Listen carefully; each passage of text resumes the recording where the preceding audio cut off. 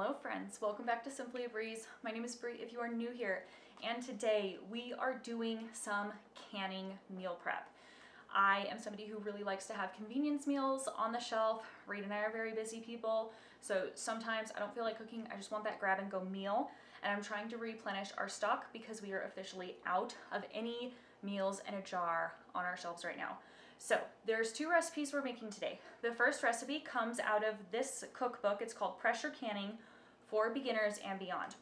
I have used their cream of mushroom soup based recipe, and it's phenomenal. And there are lots of recipes in here that look really good. And so we're actually going to continue this series, and I am going to make several of the recipes from this book because they all sound amazing, but we cannot tackle all of that in one day. So it's going to be a series of meals in a jar, and this is one of the books that we will be canning out of. So the first recipe is sausage, potato, and kale soup. And the description says it's an adaptation of Olive Garden's Zuppa Toscana. One, I absolutely love that soup. Two, our neighbor actually makes a chicken sausage, potato, kale soup as well, and it's phenomenal. So I figured, why not have that as a shelf-stable meal, and then all we would need to add is some cream once we're cooking it on up, which is a really nice convenience. This is also the recipe we're going to be cooking first because it is the most intensive prep, and it requires more work because it is a hot pack recipe. We do actually have to cook the sausage before we put it into the jar. So this is a hot pack recipe, so I want to do this recipe first. The second recipe we're going to be doing comes out of the all-new Ball Book of Canning and Preserving. I have in fact made this recipe before. I do really like it, but I haven't taken you along with me as we've done it. So I figured I am going to take you with. Here's the book. And the recipe that we are going to be making is beef stroganoff. So I really like beef stroganoff. I used to make it in the slow cooker all the time. However, with Reed and I commuting to work an hour one way, the slow cooker, leaving it home and the fact that we're so far away, that actually makes me really nervous. So we don't use the slow cooker nearly as much anymore simply because we're not home half of the time. So to have beef stroganoff in a jar ready to go is a nice convenience item for us. And that this recipe is also, it's super easy, really basic ingredients. It's also a raw pack recipe. So it means that the jars can be cold. We're putting the jars into cold water, and the meat is not cooked. The onions are not cooked. Nothing is cooked. It's all going to be cooked in the pressure canner as we are cooking. So these recipes are pressure canning recipes, so they require a pressure canner. You cannot water bath can these recipes. I am going to be using my All-American pressure canner. This is the first pressure canner I've ever owned. It's the only pressure canner I've ever owned. I do absolutely love it. It is a little bit different than some pressure canners. Mine has a dial. However, it is considered a weighted gauge pressure canner. And the cool thing about this pressure canner is it doesn't have a seal. So there's no seal that you need to put in place in order for the pressure canner to build a seal and come to pressure. It's got a unique beveled edge, and that actually produces the seal. And so I just like that there are less parts for me to keep track of, and everything is metal with the exception of these little knobs. I will show you how I use this, how I set it up, and how I prepare it when the time comes. But for now, I am just going to put an inch of water, about an inch or two of water in here. And then that way, once the soup looks like it's finishing up, we can get the water heating up. That way we're putting hot jars into hot water. Whenever you are canning anything, you want to match the temperature of the jar to the temperature of the water of the canner. If you put cold jars into hot water, you risk shocking the jar and the jar will break. You also, the opposite is the same. If you put hot jars into cold water, it'll shock the jar will break, and all your hard work goes to waste. And that's really unfortunate and sad. This is a lot of work and a lot of prep goes into this. You don't want to break your jar just because the water temperature isn't the same as your jars. So that's a pro tip for you.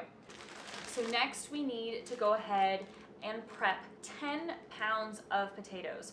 What we need to do is we need to go ahead and peel all of the potatoes. We need to dice them into 1-inch cubes. That way they are ready to go into jars. When you can potatoes, the regulatory body for canning says to peel your potatoes, and the potatoes cannot be greater than 1/2-inch pieces. This means that while the potatoes are in the pressure canner, the potato can heat all the way through. If the potato chunks are too big, it won't heat all the way through, which is kind of where some of the risk with canning comes from. So as long as you follow the procedures, you are safe. We don't need onions for the sausage, potato, and kale recipe, but we do need onions for the beef stroganoff. So what I'm about to go do is I'm going to get all of the vegetables that we need prepped so that we don't have to worry about it later on. We can just grab everything and go.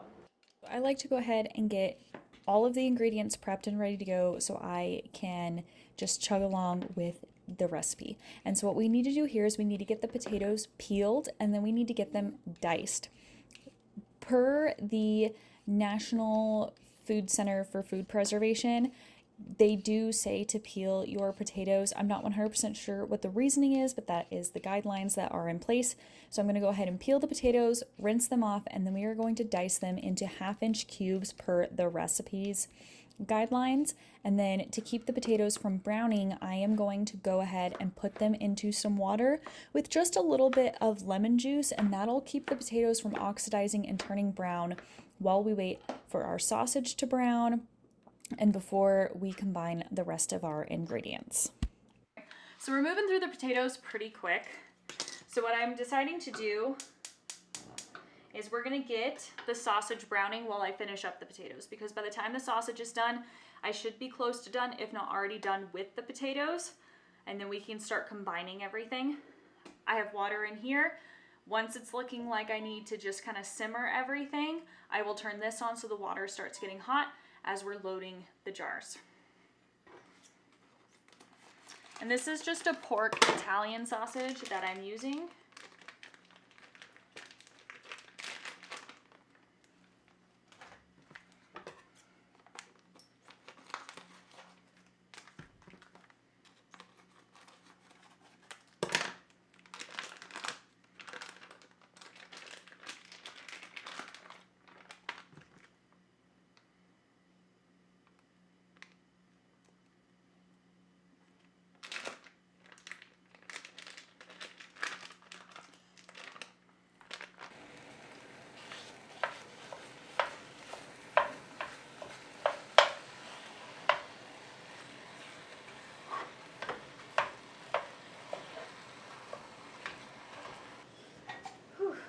Friends, we cooked this meat in the wrong size pot, but that's okay. We're gonna get, this is technically my water bath canner, but it will work as a stock pot for us for the moment. What I'm gonna do is I'm gonna transfer our browned, fully cooked Italian sausage into the pot, and then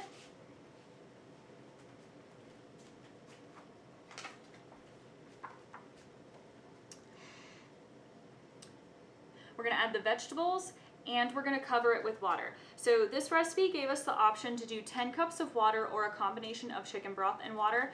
That is what I'm going to do. I'm gonna do a combination of turkey broth and water. So I'm gonna do 4 cups of turkey broth, and then the remaining 6 cups is going to be water. Okay, let me get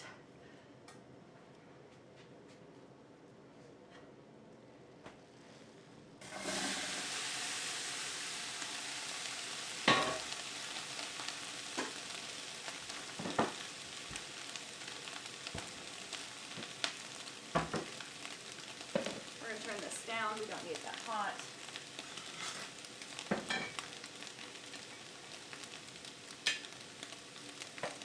Let's find out how much this is in broth. Let's see. It's about 3.5 cups of broth. We're gonna add that, and then the rest is gonna be water. Remainder of the water. We're gonna add our potatoes.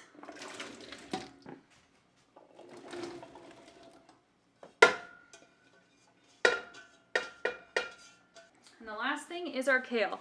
So I have half a pound of fresh kale, and then I had to do some conversions to figure out how much freeze-dried kale would equate to 1 pound of fresh kale. So this is my conversion. So this is my freeze-dried kale, and then this is our fresh kale. And this kale is homegrown kale. We're going to keep mixing it all in.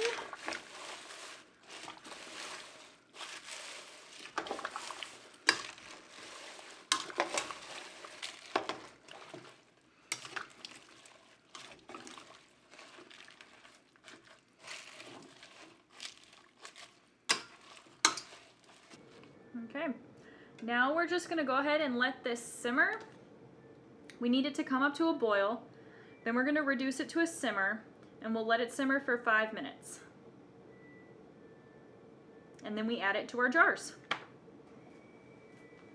All right, y'all, the kale has reduced down quite a bit.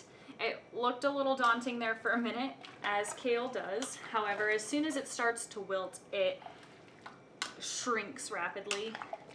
So we're really just waiting for this to come to a boil. It has yet to boil. I believe we're close.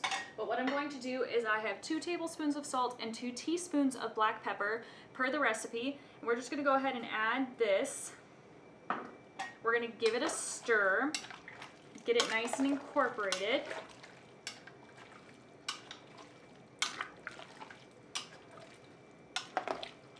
And I went ahead and I washed some dishes while I've been waiting for this to simmer.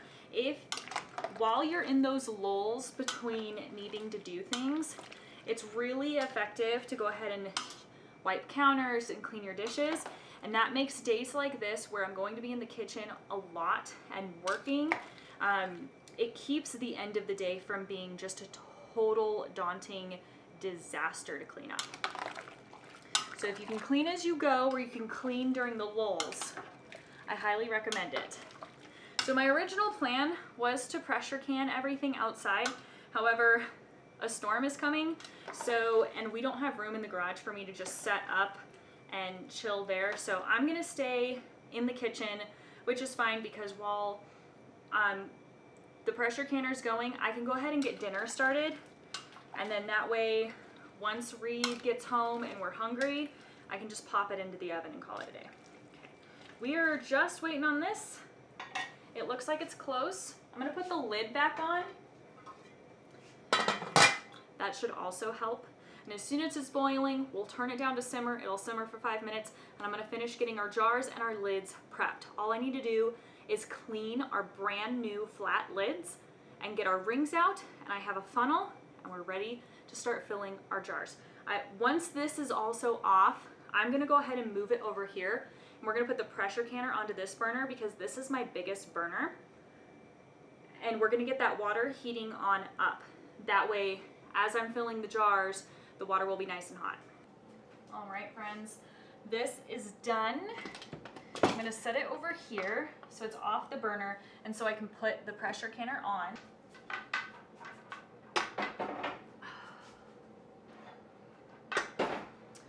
Let me do some finagling real quick. So, we've got our clean jars. I washed these this morning.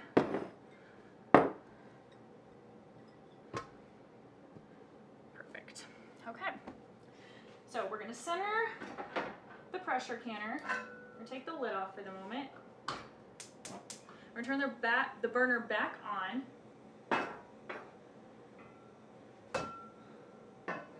So we're just gonna take the ladle.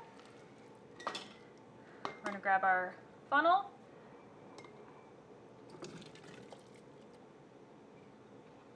It got super windy outside. There we go.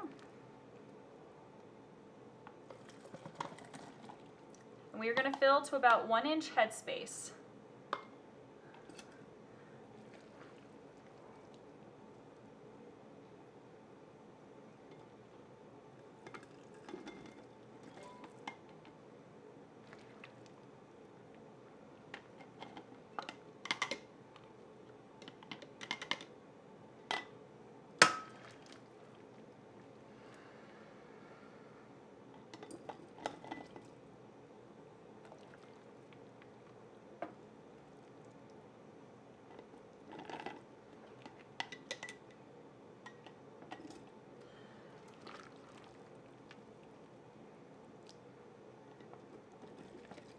So really quickly, we're gonna go ahead, we're gonna shake the jars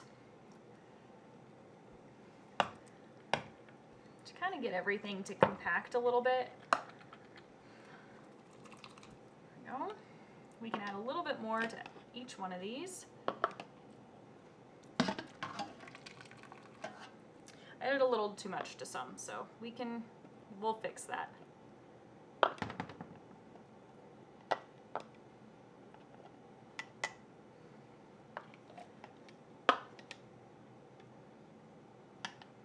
Okay. Ooh, I'm gonna have a fair amount left. Looks like we are gonna use an 1/8 quart.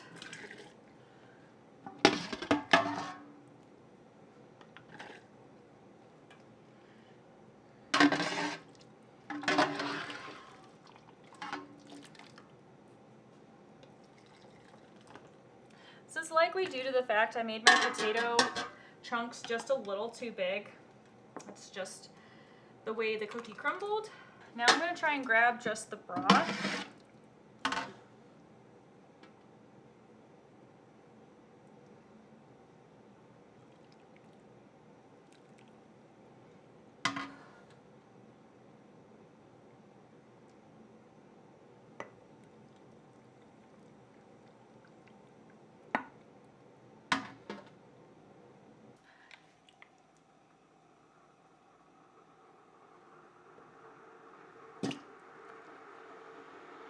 Okay, so I'm going to use water to top off the rest of these.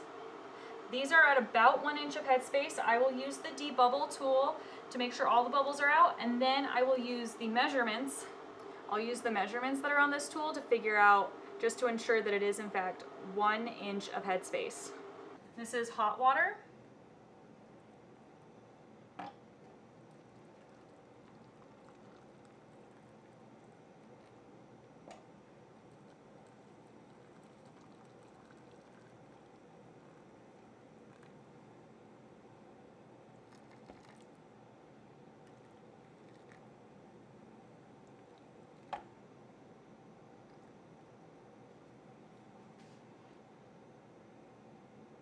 Let's use the debubble tool and make sure.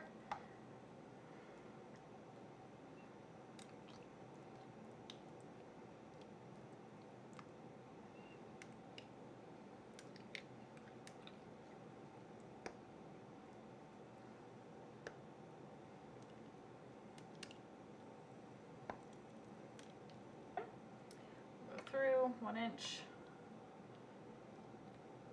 1 inch, 1 inch.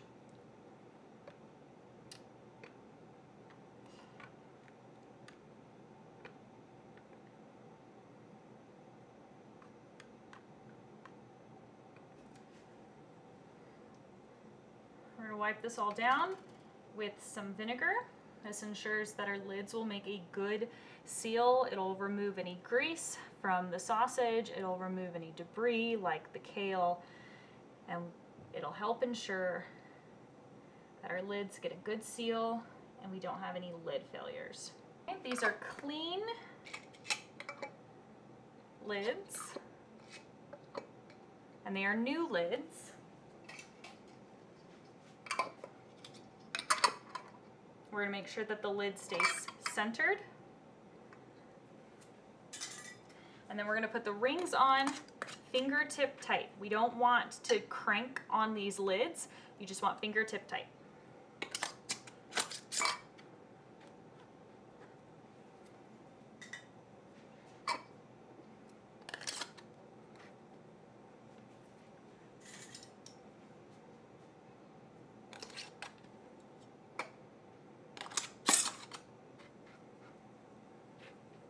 All right, so now our water, I believe, should be hot,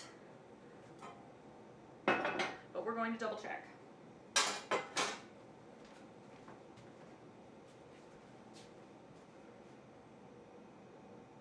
Okay.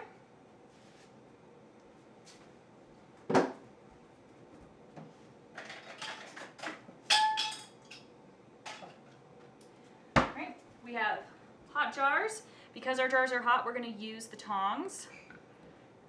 We're going to put our jars into the water. Hi, honey. Oh, hi, honey. How are you? Hi. Found a stranger at the golf course. Weird. What did I tell you about picking up strays? Boat with the bird. So with the All-American pressure canner, you need to go ahead and make sure that the gap between the lid and the canner is even all the way around. And this will ensure that the canner has a proper seal. To do this, you need to turn the little tabs opposite of each other at the same time, and you just adjust as necessary until the gap is even all the way around, and then you can tighten the turn knobs. You don't want to over tighten these, you just want them to be snug. The canner also gives you an arrow and a little notch so you know how to line up the lid.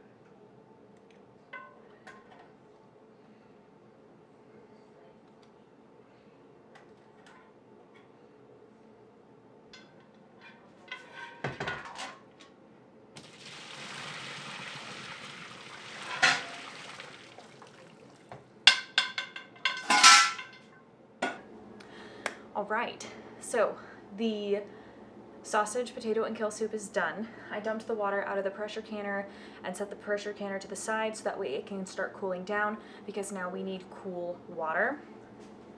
We also have one more jar of the sausage, potato, and kale soup. This has cooled down, so it will be the same temperature as everything else generally when we put it in the canner, so it can be canned with cool water to start with. So this next recipe is going to be easy, and it's going to come together really quick. We also have to make a slight deviation because I didn't realize we don't have any Worcestershire sauce. I barely have a tablespoon in here, and we need way more than that. So what I'll do is I'll put a note on the jars that I need to add Worcestershire sauce at the time of reheating and finishing off the meal when I go to use the jar. So to start off, we're gonna go ahead and add the seasonings and the tomato paste first. So this recipe calls for 4 tablespoons of tomato paste per recipe, and the recipe makes 2 quarts, and we're gonna make 6 quarts. So it's 2 tablespoons of tomato paste per jar.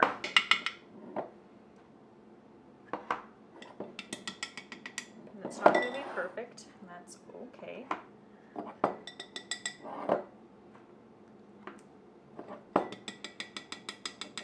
We're gonna go ahead and add our seasonings. So we need a teaspoon of salt per jar, and this is a 1/2 teaspoon scoop.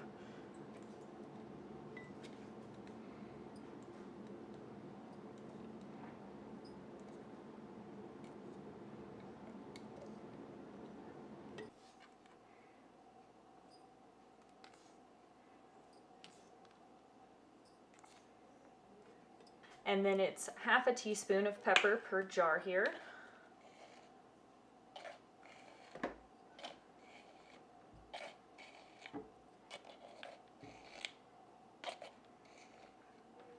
And then 1 teaspoon of thyme per jar.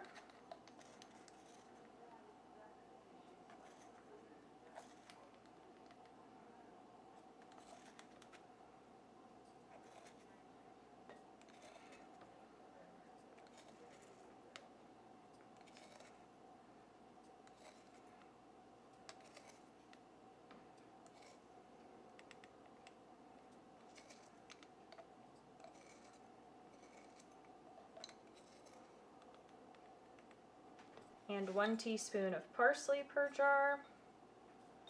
This is homegrown parsley.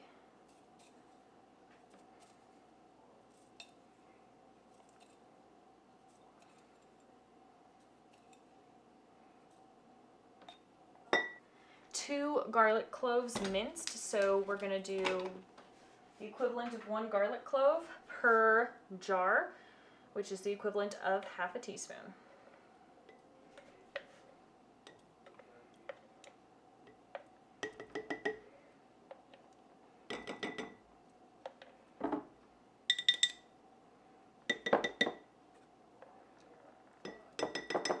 Now we're gonna go ahead and add half a cup of sliced mushrooms. These are freeze-dried mushrooms. However, mushrooms don't shrink too terribly much, so we're gonna go with just under half a cup for the freeze-dried mushrooms.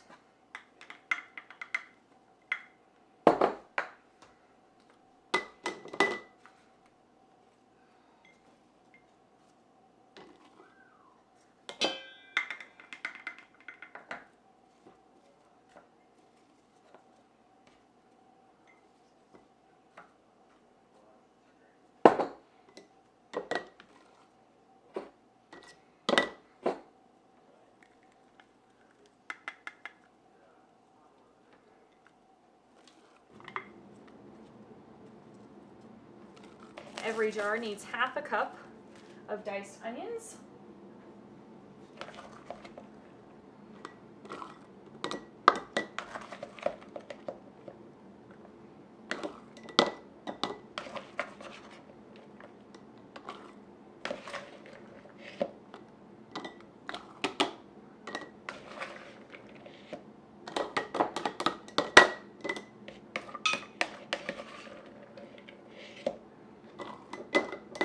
And the rest of these onions we will use with dinner another night.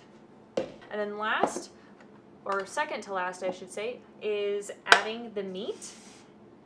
And so we want just under, because I have just under 6 pounds of meat here, so we want just under a pound of meat per jar.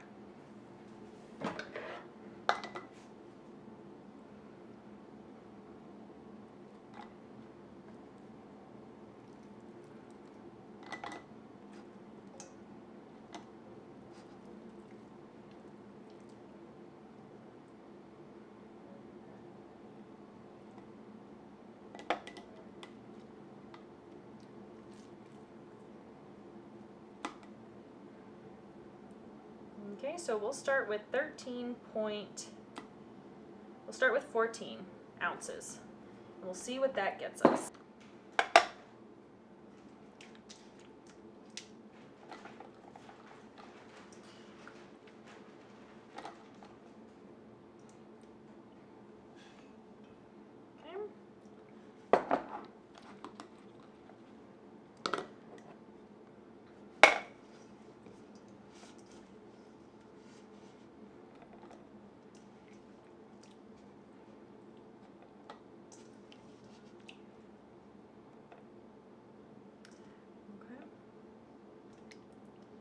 Wonderful.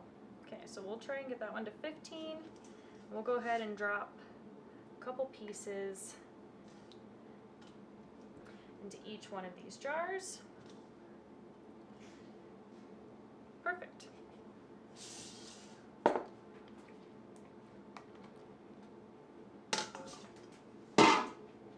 And then the last thing we need to do with all of these is top it all off with broth. So I've got some home canned beef broth here. And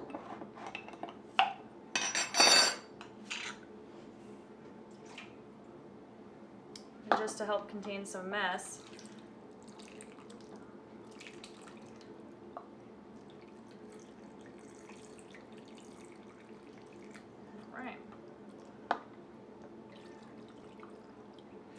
I am going to need to get more beef broth.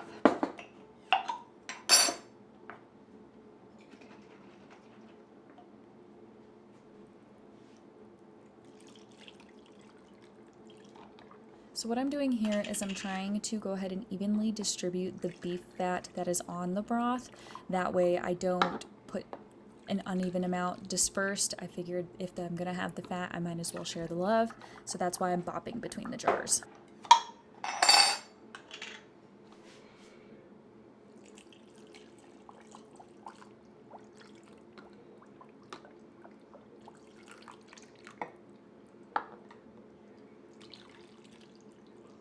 Now we've got our debubble tool. We're just gonna make sure that we get the air bubbles out, release any of the trapped air that's in there, and then we'll top it off with some more broth. And I'm okay with this fat ending up in here. This little bit of fat was canned before. It's not going to ruin the canning process, though it does seem to want to stay attached to the debubble tool.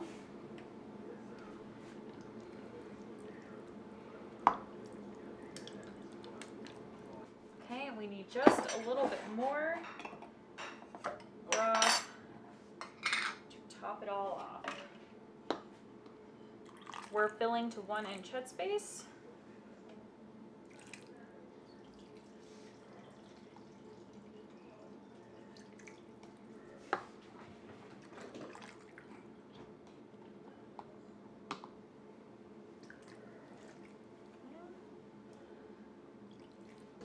Now we're going to grab a clean cloth.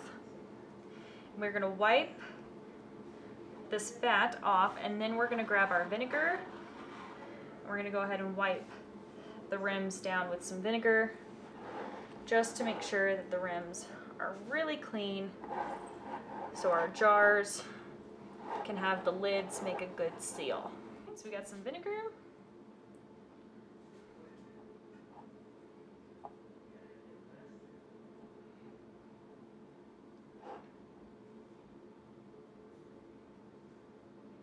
Perfect. And we have new clean flats. We're going to set those on top. Perfect.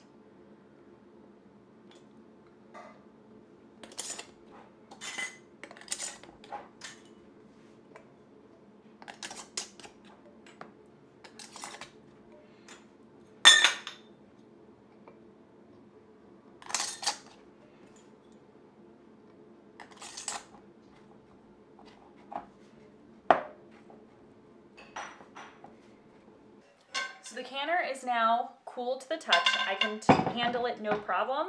It's part of the reason you want to immediately empty it of water and set it aside off of the hot burner if you need to use it again and it's not a hot pack. So we had 1 hot pack today and we have a cold pack today, or a raw pack. And so now I'm actually going to fill this with cool to lukewarm water.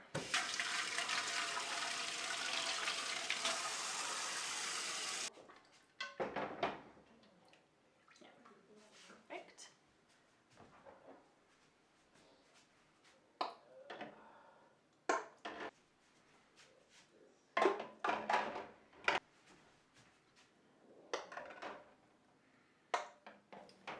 The other reason I can process the potato, sausage, and kale soup with the beef stroganoff is because they all process at the same time. So they are also going to process for 90 minutes. So it's not a big deal, but my pressure canner only holds 7 quarts. And so today it worked out perfect. I can run 2 batches, 7 quarts each. We are getting 14 meals on the pantry shelf today. And that's pretty exciting.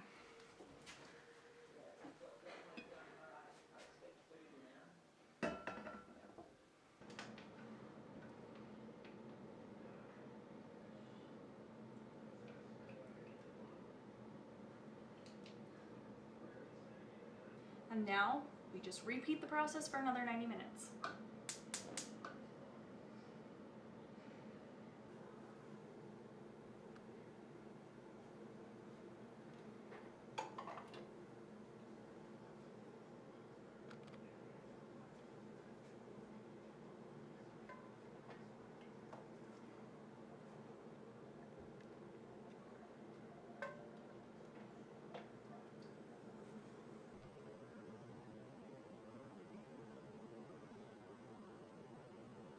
right, friends, our 6 jars of beef stroganoff and our 8 jars of sausage, potato, and kale soup are done. Everything has sealed. And so now it's time. It's been about 16, 17 hours. It's time to go ahead and take the rings off and wash these jars. Ooh, these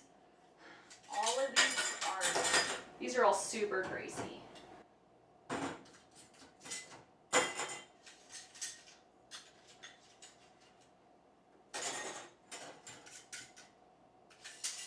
All of these are just going to go in the dishwasher. So I'm going to pick all of these up by the lid. That's how you know a proper seal was made. If you cannot pick up the jars by their lid, they are not properly sealed and you don't want to store them on your shelf. You either then need to use it within a couple of days and store it in the fridge, or you can try reprocessing it again. That's also why you want to take the rings off, because the rings will provide a false sense of security. And you don't want that. You most definitely want to know that your jars are completely sealed. So we're just going to give these a good rinse.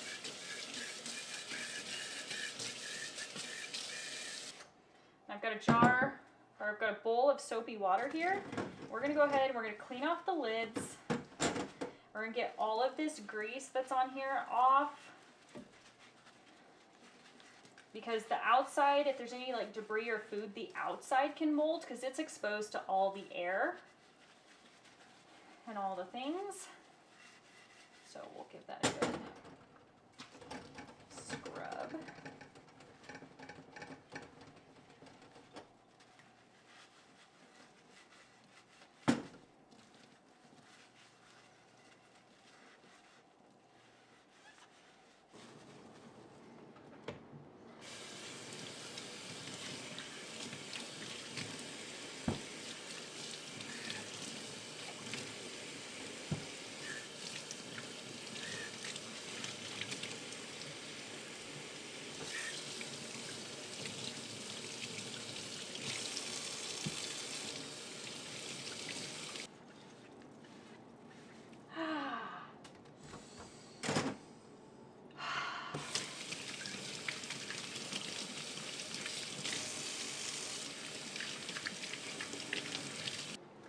All we're gonna do is wait for these to dry. I will go ahead and wipe them off.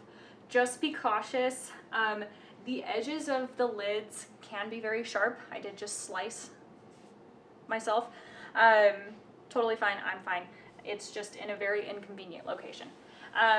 So we're gonna let these dry and then I'm gonna go ahead and label them with what they are.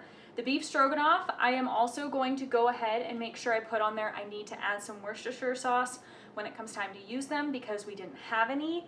And I'm also going to put the month and the year that I canned these. That way I know, and if I decide to make more later on, we can do the first in, first out method. So thank you for being here. Thank you for watching. Hopefully you found this helpful and enjoyable. If you do make any meals in a jar, I'd love to know what you make because I'm always looking for something new to give a try and we're always looking for some new variety in our diets. So have a great rest of your night and we'll see you all next time. Bye.